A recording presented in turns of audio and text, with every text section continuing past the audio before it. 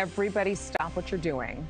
If you're looking for a deal on flights, you're going to have plenty of seats to choose from and fares that are cheap.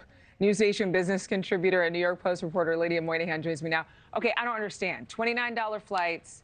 Spirit and Frontier have like $19 fares. First of all, how are they able to do this, and how are they not all snatched already? Well, it's a good question. So there is a little bit more to the story, as there always is, unfortunately. So over the last 5-ish years, we've seen people spend increasingly on experiences, on travel. And so that's been kind of the general consensus that airlines have. People want to travel. And then, of course, you compound that with the fact that we had a pandemic. People were locked inside. And so in the wake of coronavirus, everybody wanted to be out traveling. They had typically very flexible schedules. Many people were working from home. They could afford to basically just grab a deal the next day. And so as a result, we've seen airlines increase their capacity. They have 260 million seats to fill next quarter.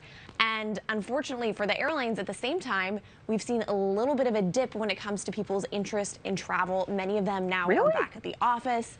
They have less flexibility than they did last year around this time. So as a result, now some airlines have excess capacity. But the catch here is that it's not typically the flights that you want, right? So these are the flights that they're trying to basically get rid of, the flights that are kind of at inconvenient times.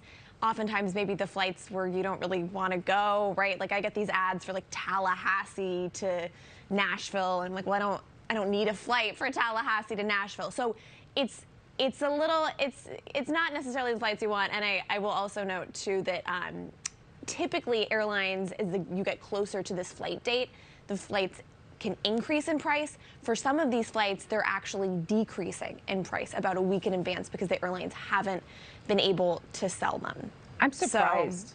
I'm shocked because every flight I'm on, I don't fly a lot of Southwest, but every flight that I'm on is packed.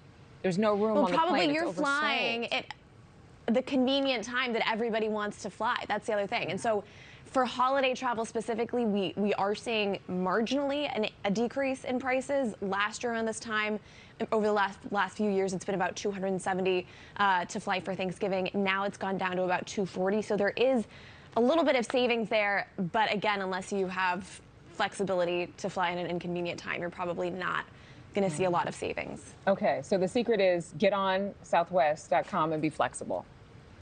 Exactly. Okay. Lydia, thank you very much.